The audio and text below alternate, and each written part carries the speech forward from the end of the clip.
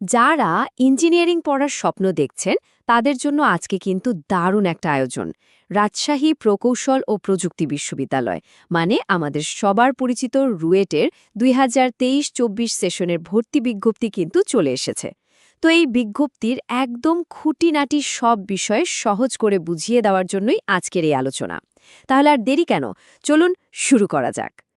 এই যে দেখুন, স্ক্রিনে যেটা দেখা যাচ্ছে এটাই হচ্ছে রুয়েটের সেই অফিসিয়াল সার্কুলার। তার মানে ভর্তির আনুষ্ঠানিক প্রক্রিয়া কিন্তু অলরেডি শুরু হয়ে গেছে, আর আমরা এই সার্কুলারটাকেই বেস ধরে পুরো ব্যাপারটা স্টেপ বাই স্টেপ বুঝে নেব।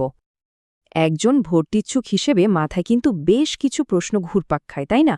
যেমন ধরুন, আবেদনের যোগ্যতা কি লাগবে, অ্যাপ্লাই করার প্রসেসটা কি, বা পরীক্ষার প্রশ্নই বা কেমন হবে, মার্কস ডিস্ট্রিবিউশনটা কীরকম। চিন্তা নেই, আজকের এই আলোচনায় এই প্রত্যেকটা প্রশ্নের একদম পরিষ্কার উত্তর পাওয়া যাবে। তো আজকে আমরা কি কি বিষয় নিয়ে কথা বলবো তার একটা ছোট্ট লিস্ট দেখে নিই। প্রথমে আমরা দেখব আবেদনের যোগ্যতা, তারপর জানব কোন বিভাগে কটা সিট আছে, এরপর আসবে খুব গুরুত্বপূর্ণ কিছু তারিখ আর ফি-এর ব্যাপার, শেষে পরীক্ষার মানবন্টন, আর সব শেষে আমাদের কি করতে হবে সেই বিষয়েও কথা বলবো। আচ্ছা, তাহলে এবার সরাসরি মূল আলোচনায় চলে আসি। যে কোনো ভর্তি পরীক্ষার প্রথম আর সবচেয়ে ইম্পর্টেন্ট ধাপটাই হলো আবেদনের যোগ্যতাটা ঠিকঠাক আছে কিনা সেটা মিলিয়ে দেখা। তো চলুন দেখে নেওয়া যাক রুয়েটে কারা কারা পরীক্ষা দেওয়ার জন্য আবেদন করতে পারবে। যারা এইচএসসি বা এর সমমানের পরীক্ষা দিয়েছেন তাদের জন্য শর্তগুলো একটু মন দিয়ে দেখতে হবে।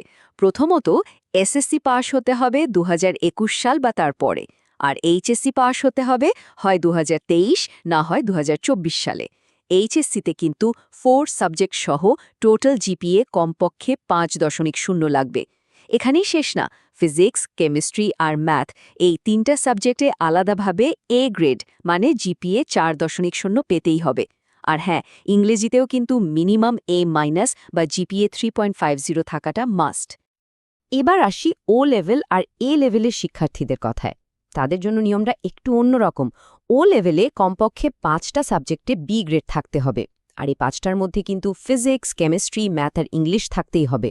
অন্যদিকে এ লেভেলে এসে ফিজিক্স, কেমিস্ট্রি আর ম্যাথে অবশ্যই এ গ্রেড পেতে হবে। মানে একটা জিনিস কিন্তু পরিষ্কার, বোর্ড যাই হোক না কেন, কোর্স সায়েন্স সাবজেক্টসগুলোর রেজাল্টের ওপর কিন্তু বেশ জোর দেওয়া হয়েছে। আচ্ছা, যোগ্যতার ব্যাপারটা তো গেল। এখন চলুন দেখি রুয়েটে পড়ার মতো কি কি ডিপার্টমেন্ট আছে আর কোনটাতে কতজন করে স্টুডেন্ট ভর্তি হতে পারবে। এটা জানা থাকলে কিন্তু নিজের পছন্দের একটা লিস্ট তৈরি করতে বেশ সুবিধা হয়। এই টেবিলটা একটু ভালো করে খেয়াল করুন। এখানে কিন্তু রুয়েটের সব ডিপার্টমেন্টের লিস্ট আর তাদের সিট সংখ্যা দেওয়া আছে।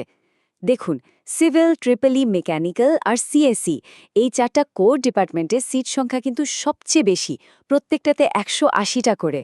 তবে এর বাইরেও কিন্তু অনেক ইন্টারেস্টিং সাবজেক্ট আছে। যেমন ধরুন, যাদের শহর পরিকল্পনা নিয়ে আগ্রহ তাদের জন্য আছে আরবান অ্যান্ড রিজিওনাল প্ল্যানিং মানে ইউআরপি। আবার ধরুন, রোবোটিক্স বা অটোমেশন নিয়ে যাদের প্যাশন তাদের জন্য মেকাট্রনিক্স ইঞ্জিনিয়ারিং তো একটা দারুণ অপশন, যেখানে মেকানিক্যাল আর ইলেকট্রনিক্সের একটা অসাধারণ কম্বিনেশন পড়ানো হয়।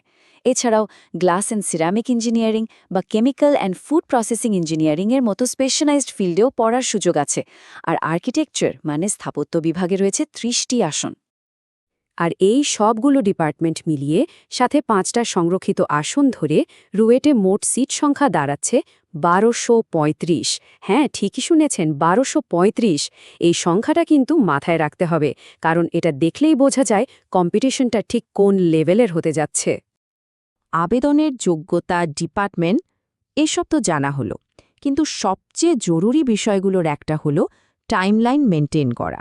তাই চলুন এবার ডেডলাইন আর আবেদন ফি-এর মতো খুব খুব গুরুত্বপূর্ণ বিষয়গুলো জেনে নিই। এই অংশটা কিন্তু এক মুহূর্তের জন্য স্কিপ করা যাবে না। এই তারিখগুলো কিন্তু ক্যালেন্ডারে এখনই মার্ক করে ফেলা উচিত। দেখুন, নভেম্বরের 2 তারিখ সকাল 10টা থেকে আবেদন শুরু হচ্ছে। আবেদনের শেষ তারিখ কিন্তু 19 নভেম্বর বিকেল 5টা পর্যন্ত। আর টাকা জমা দেওয়ার জন্য এক্সট্রা একদিন সময় পাওয়া যাবে, মানে 20 নভেম্বর পর্যন্ত।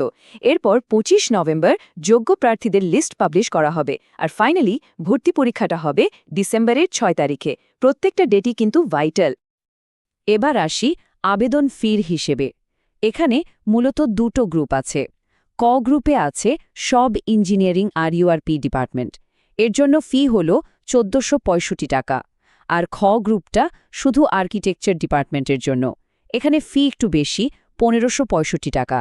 তার মানে যারা আর্কিটেকচারে পরীক্ষা দিতে ইচ্ছুক তাদের খ গ্রুপের ফিটাই দিতে হবে।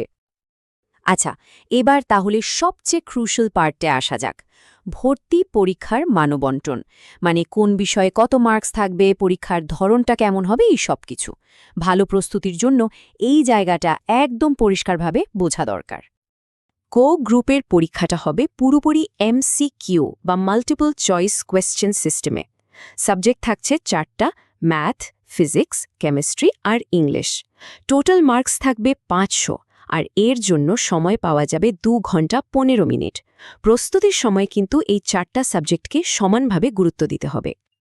কিন্তু যারা আর্কিটেকচার বা স্থাপত্য বিভাগে পড়তে চান তাদের জন্য কিন্তু এখানেই শেষ না।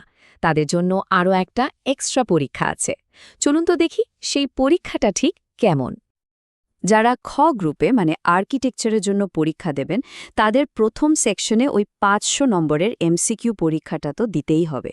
এর সাথে যোগ হবে সেকশন 2, যেখানে আরও 200 মার্কসের একটা ফ্রি হ্যান্ড ড্রয়িং আর ভিজুয়াল ইন্টেলিজেন্সের পরীক্ষা হবে। তার মানে আর্কিটেকচারের পরীক্ষার্থীদের মোট পরীক্ষা দিতে হবে 700 নম্বরের। বোঝাই যাচ্ছে এখানে আঁকার হাতটা বেশ বড় একটা ফ্যাক্টর। তো এই ছিল রুয়েটের পুরো ভর্তি প্রক্রিয়ার বিস্তারিত আলোচনা। আবেদনের যোগ্যতা থেকে শুরু করে পরীক্ষার মানবন্ধন পর্যন্ত সবটাই আমরা জানলাম। এখন প্রশ্ন হলো, এরপর কি করতে হবে? চলুন সবশেষে করণীয় কাজগুলো একবার গুছিয়ে নেই। সবার প্রথম কাজ হবে নিজের সব একাডেমিক রিকোয়ারমেন্টস সার্কুলারের সাথে আর একবার ভালো করে মিলিয়ে নেওয়া। দ্বিতীয়ত, আবেদনের ডেডলাইন, টাকা জমার তারিখ আর পরীক্ষার দিন, এই সবগুলো তারিখ ক্যালেন্ডারে এখনই মার্ক করে ফেলা, দরকার হলে রিমাইন্ডার দিয়ে রাখা। আর ফাইনালি, আবেদনের জন্য অফিসিয়াল ওয়েবসাইটে রেডি থাকা। এই হচ্ছে সেই অফিসিয়াল ওয়েবসাইট admission.ruet.ac.bd। মনে রাখতে হবে, যে কোনো ধরনের তথ্য বা আবেদনের জন্য একমাত্র ভরসা কিন্তু এই ওয়েবসাইটটাই। অন্য কোনো সোর্সের ওপর একদমই নির্ভর করা যাবে না।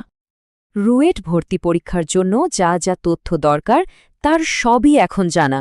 এখন বাকিটা পুরোটাই নির্ভর করছে একটা গোছানো প্রস্তুতি আর সঠিক পরিকল্পনার উপর। তাহলে কি সেরা প্রস্তুতির জন্য সবাই তৈরি তো?